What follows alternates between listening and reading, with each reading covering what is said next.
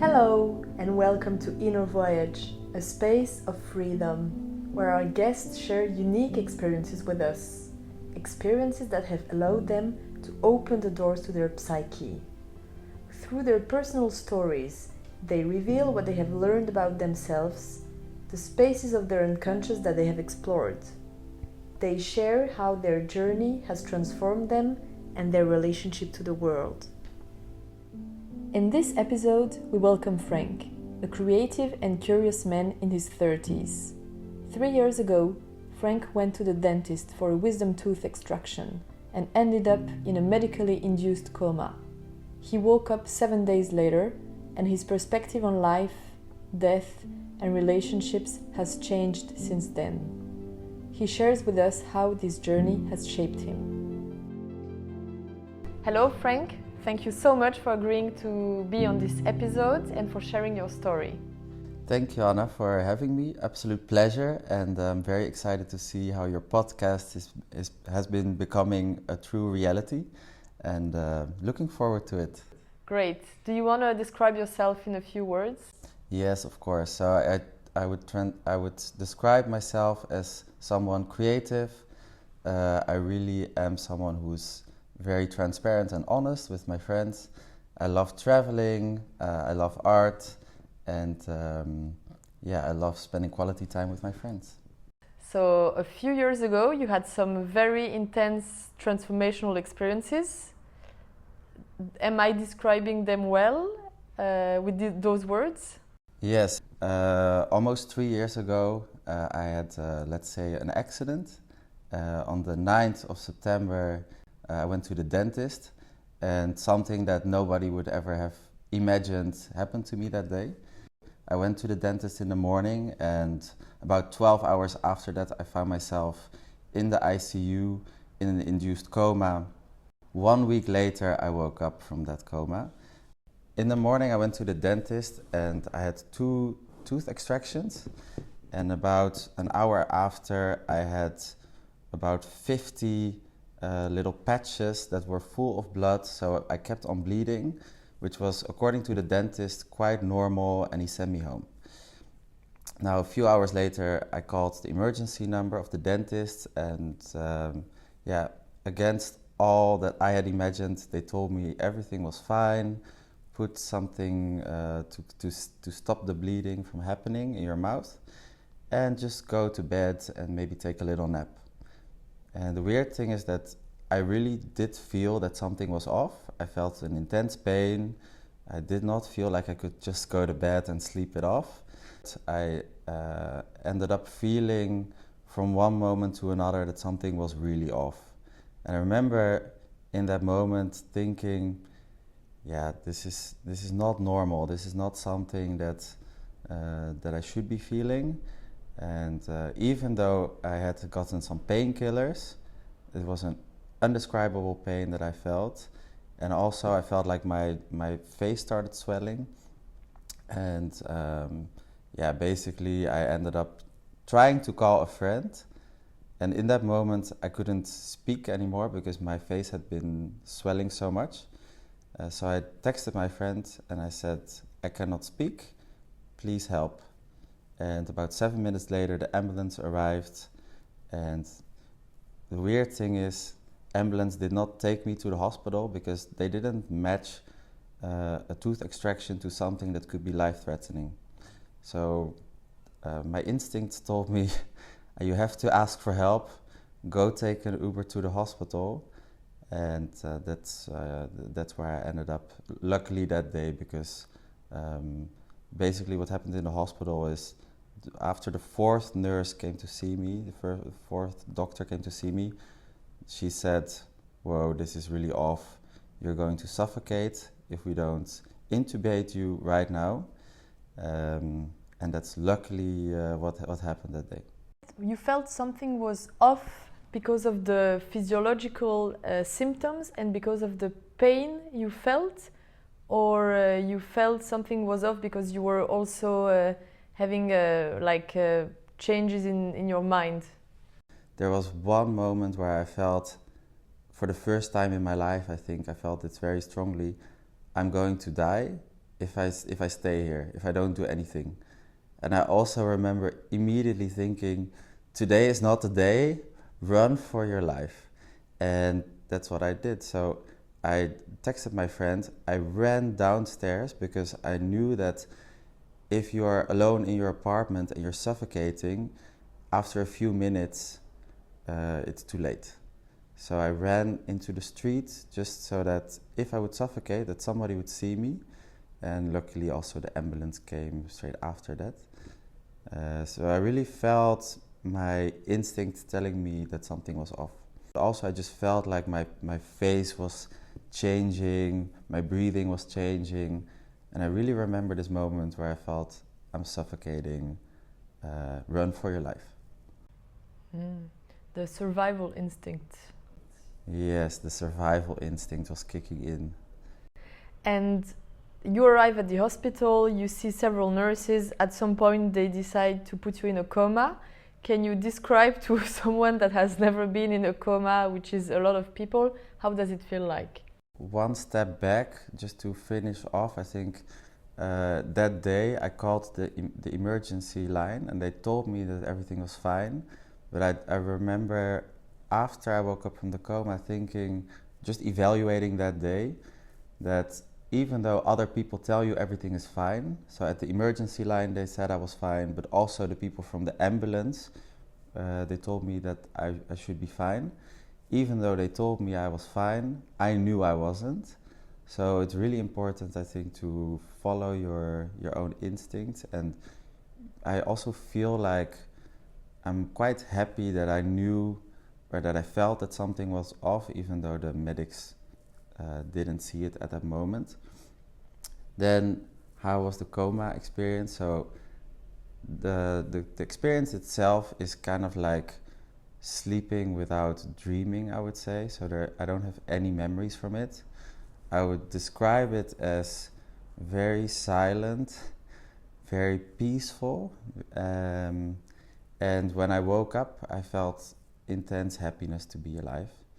And the only memories, or kind of, you can describe them as sort of dreams, is maybe the things I remember from when the doctors tried to wake me up in between, where they put me back to sleep again.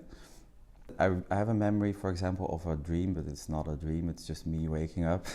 And then I was put back to sleep, of a doctor telling me to calm down, telling me that I was in the hospital, and my arms were attached to the bed. So I remember just trying to pull my arms and detaching myself. But that's the only memories I have from the coma itself. So it's actually, I don't think it's the same as, I wouldn't describe it the same as death, but I can kind of imagine now that death can also be very silent and peaceful for whenever that will happen. But it feels a bit like, when I woke up, it felt like I'm alive and I have more lives than one, so I kind of felt like I had a chance on a second life. Wow.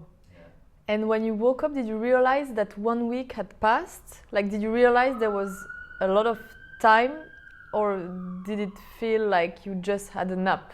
I had no idea of how long I had been in the coma, and I remember when I woke up, I did not even remember what had happened. And I remember the first thing that crossed my mind was, oh, I have to remember what happened, because my parents, my uncle and aunt who raised me, they're going to be very worried because I'm in the hospital and I have to tell them what happened. And I didn't know at that moment that they already knew, of course, what had happened, because a week had passed and they had come to visit me several times in the hospital, and that everybody knew what had happened, basically. But that was my first thought, and the first thing I thought was, I don't remember what happened, so it must have been an accident. I must have been on a bike in Amsterdam, and somebody must have run me over, and that's probably why my brain is not functioning. And then I started thinking, and I have no idea how much time passed, but I think after an hour or so I remembered, shit, I went to the dentist, and then I had this tooth extraction and a lot of pain, and I felt that everything was off. And then I did remember that I ended up at the emergency room, and I also remembered the last face I saw, which was that nurse or the doctor that told me that something was really off. And that's actually the moment where I passed out from the pain, because they hadn't given me real painkillers yet, but I just passed out from the pain, and then the coma followed, or the induced coma followed straight after. So you woke up with gratitude of being alive, with like you got a second chance. Did you have any other emotions or feelings when you woke up?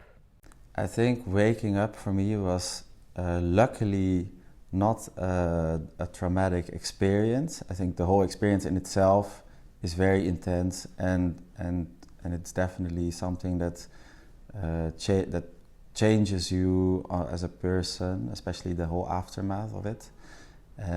But waking up for me was a very happy experience. I was very happy to be alive just, and I remember I was making a lot of fun in the hospital, and the nurses were a bit surprised, I think, but I was cracking one joke after another.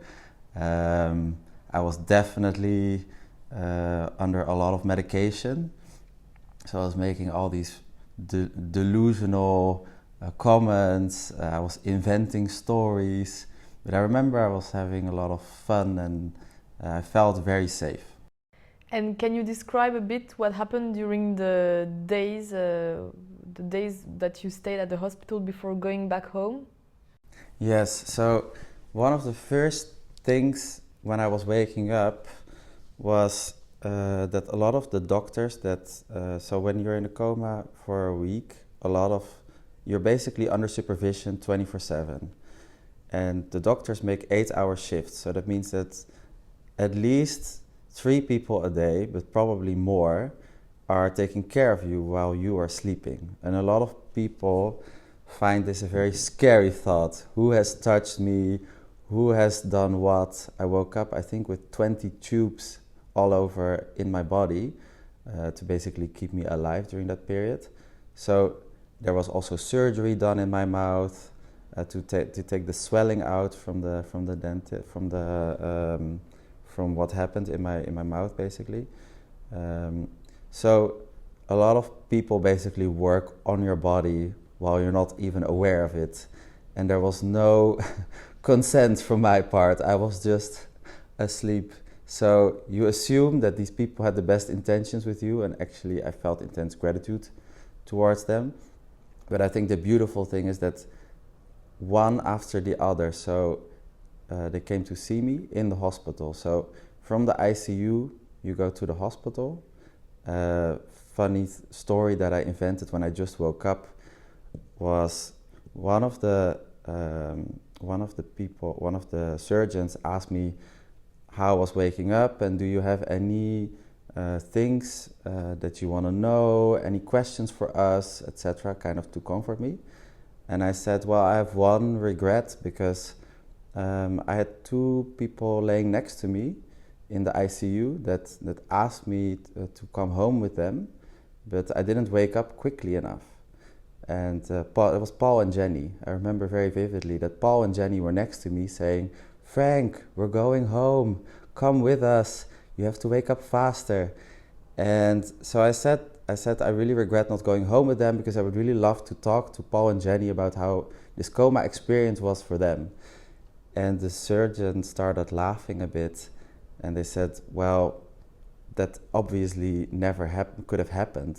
And I asked, why not? And they said, well, because no one ever went home straight after the ICU. Everyone goes to the hospital first to recover. So I think you invented this story. And there were more stories like that I invented. And it was, for me, it was a very, I think, grounding experience also to meet everyone who had been there for that week. And they were all very nice people, and I'm super grateful for everyone who took care of me. And these stories you invented, do you think it was your brain tricking you, or it was you making fun of the whole thing? I actually asked this question to the surgeon. The surgeon said, what could have happened is because I didn't wake up well the first 3 times, so this was the 4th time I think that they tried to wake me up and it went well. But basically what happens if you're too stressed, for example, while waking up, they will put you back to sleep. So one of the stories is I just made this up. The other story could be that one of the nurses that was waking me up was communicating with me while I was waking up and was maybe motivating me to wake up. So maybe she or he invented this story in the communication to give me a nice way of waking up. I have no idea. But I do like the idea of that your brain can just make up these stories and give you a nicer experience. Yeah, because it's at the end of the day, it's also the story you tell yourself, I think, in these experiences. And a lot of people feel very traumatized waking up from a coma. And I have a lot. I remember, as I said, I have a lot of fun memories now thinking back about it, which is maybe strange, but that's how I see it. And you also woke up surrounded by friends and family. So could you feel their fear and what they went through while they looked at you, like by seeing their eyes and maybe the worry that they had on their faces? Could you feel that something really serious happened? Yes, definitely. I remember the first time I felt like something really serious happened was when a doctor told me that I should be doing some brain scans afterwards, and I did feel like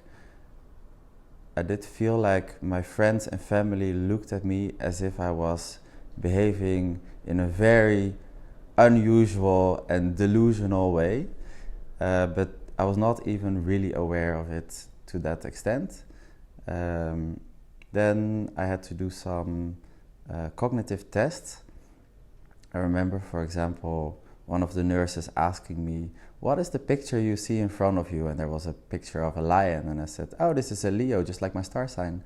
And then she showed me another picture of a camel, and I said, "This is not a camel because it has one bump, so it's a dromedaris, you say in Dutch." So I do remember feeling sharp when those kind of questions were asked. But I think a lot of the communication I had was just one big blur for people around me, totally incomprehensible. When I read back some of the messages I sent to people, I do make sense out of them, but I don't think it was very clear to them. And do you think this was due to the chemicals that they induced the coma with? Or to the painkillers that you were taking as well? Like, do you think those very strong drugs were putting a fog on your mind? So there was a mixture of things. I think it's all the whole experience that I had. So actually, when you were sleeping for 7 days in a row, afterwards, I had a hard time sleeping. So it was, I think the first 2 nights, I was so awake and so alert that even with diazepam and other strong sleep medicine, I didn't fall asleep. So I did start, I think, hallucinating at some stage with the medication plus the lack of sleep, because I was awake, I think, for almost 2 days or barely slept. So I did have some weird hallucinations. I remember so I was in a room with 3 others, and I remember seeing my opposite neighbor's face 10 times in the bed sheet instead of 1, and thinking, I'm definitely tripping, but I'm safe here in the hospital. And what I remember from my friends joining was it was kind of like receiving all different types of emotions, some of which I really felt happy with receiving. So a lot of people came very relieved, very happy to see me. And there were also some sad emotions from people crying at my bed, which I was definitely not ready to receive yet. So I remember asking my brother, "Why are you crying? I'm alive." And yeah, that was just in that moment. I think I was ultra happy to be alive, so I wasn't ready to feel any sadness around it. And did you accept sadness later on? Definitely. So I think one of the things that really helped me in processing everything that happened was my friends and family, and I think linking it back to earlier experiences. So when you have a traumatic experience, I think you kind of go back to yourself. How do I describe this? Like you're more to your own roots, to who you really are, and kind of an instinctive reaction.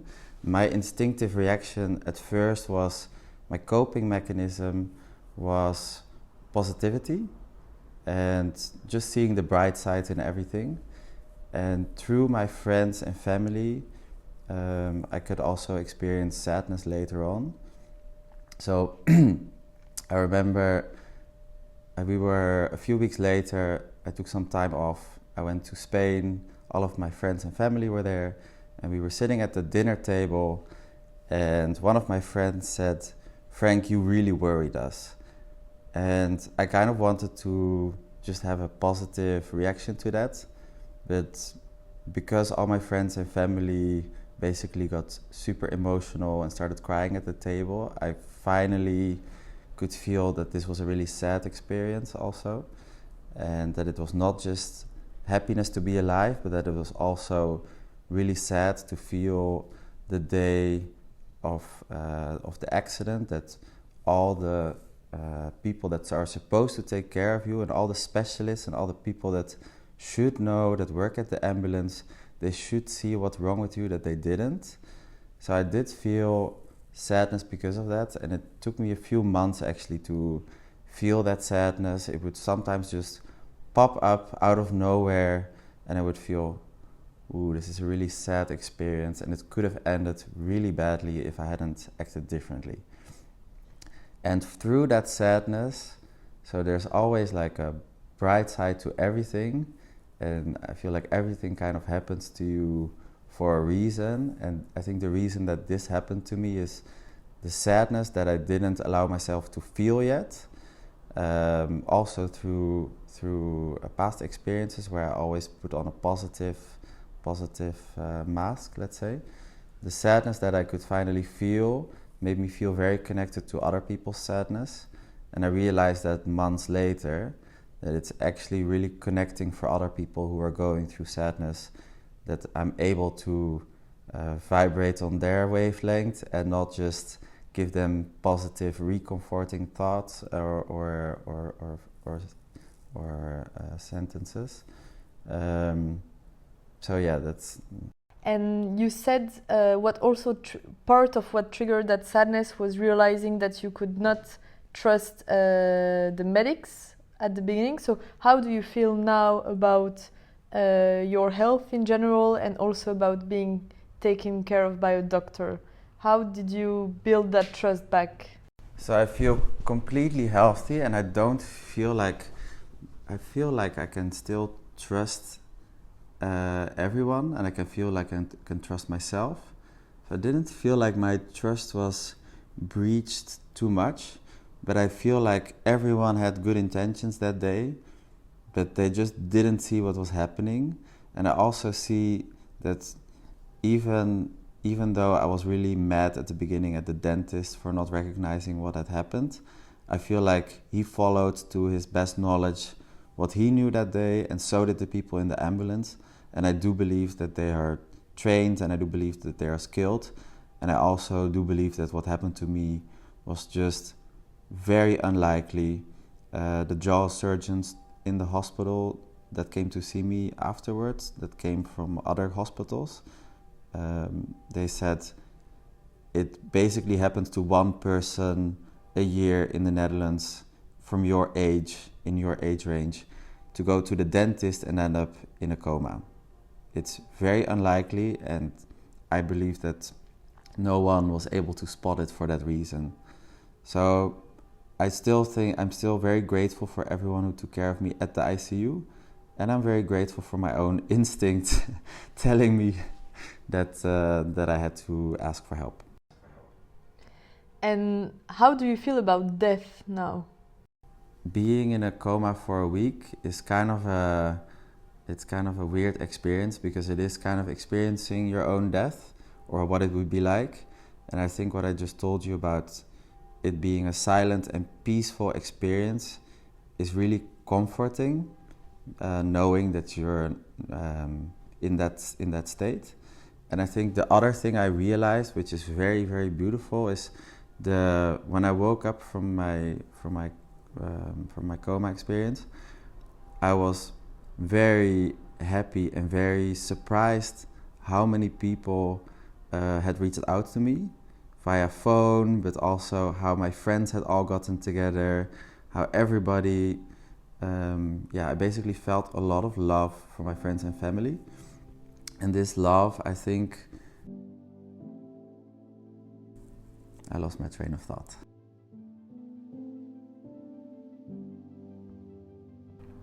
Do you think there are after the coma, some things that completely changed in your life? Yes, there were things that changed in my life. I think the way I see life. So I feel like even though I didn't stress a lot about things before, I stress even less, because the most important thing in life is just to be alive. So what I mean with that is, people, and including myself, we obviously live in a society where we want to reach goals, where we're thinking about our next step, where we want to create something, but it's always future oriented. But what I realized from the coma experience is that none of this really matters, because in the present moment I have everything, so I don't need to worry, or I don't need to stress about any of that, because it's not important. The only thing that's important is to be alive and enjoy the present moment. So I feel this even stronger than before. Is there anything else you think is important to share regarding this experience? Yeah, definitely. So I think one thing I learned from this experience is letting go. So at first I felt very sad and very angry towards the dentist and to the whole thing, but I also realized most of the big things that happen in your life are totally out of your control. So we have this illusion of control, but actually we're totally out of control. So letting go of that sense of control and just trying to do your best in the moment is all we can do. That's one. And another thing is, I think what I mentioned, if you try to imagine that everything happens for a reason, you're able to see things in a very different light later on. So I was thinking recently, why did this happen to me? And do I feel the same way that I felt 2.5 years ago? So let's say just after the coma versus 3 years later. And it's all your past experiences are in the past, but the way you think about them today can change your whole future life as well. So for example, one thing that happened is, after 1 year out of coma, some of my friends were over, and they surprised me with a birthday cake, as to kind of tell me, you're 1 year old now. And I've been celebrating this day ever since, together with my regular birthday, but it's a special day because it's kind of like a second life that I feel. And I feel like this is actually a beautiful way of looking at it. And it's really changed my experience as well. Because when I think back about this, when I was thinking back recently about this experience, I really think it brings in, it's basically, it's part of my own path. And it's actually brought me a lot as well. It's brought me capacity to connect with people on different levels than before. It's a traumatizing experience, but it doesn't have to give you a negative aftertaste if you allow yourself to be completely vulnerable towards your friends and family, to go through all the emotions together, and to also see the good in and the positive afterwards in why things happen to you.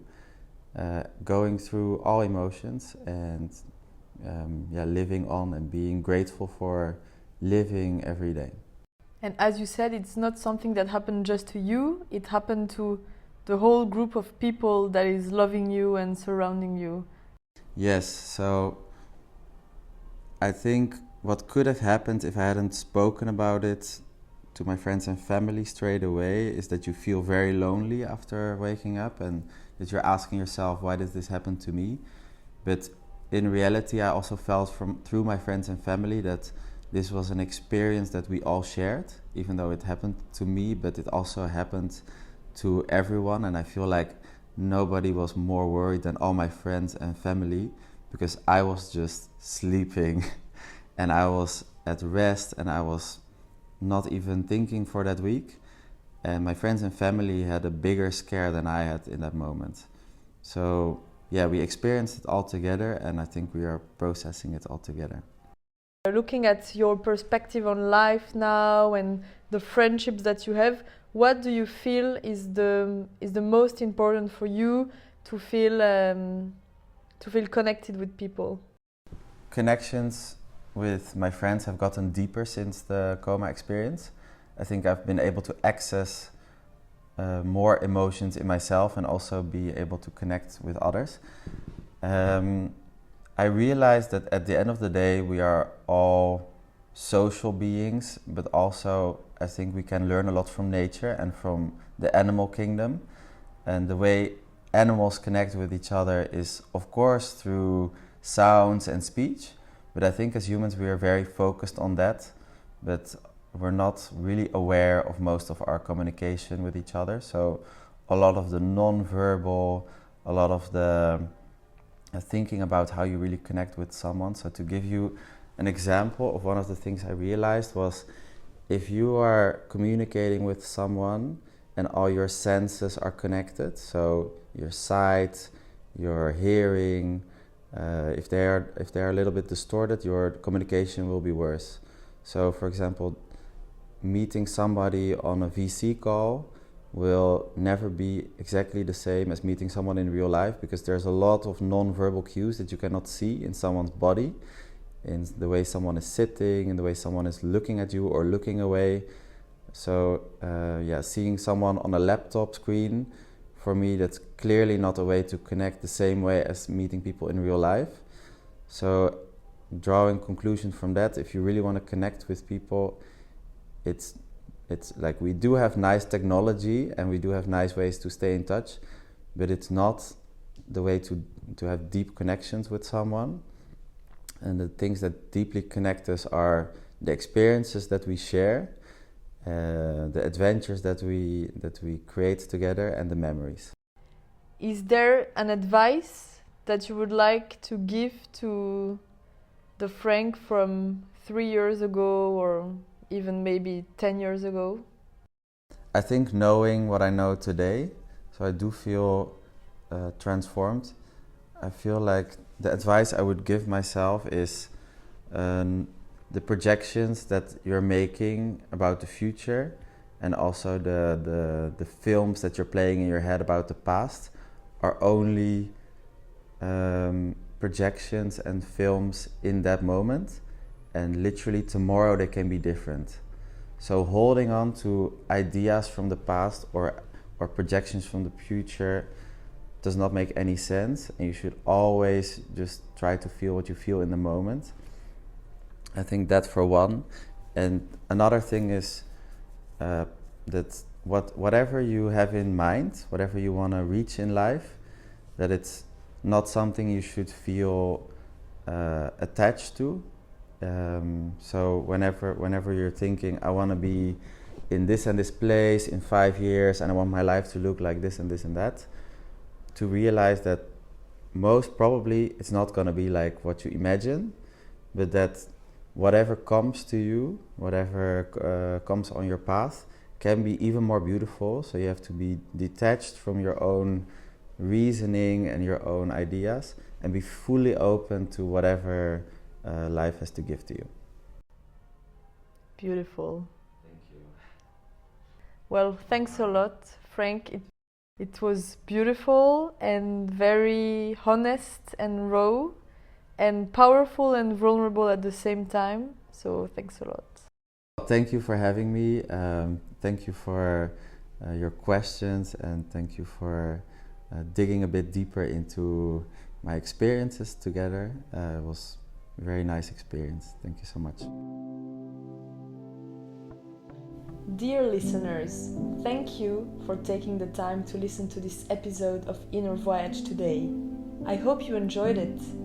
Feel free to share it with others if Frank's story touched you, and don't hesitate to leave us a rating or a comment. See you soon!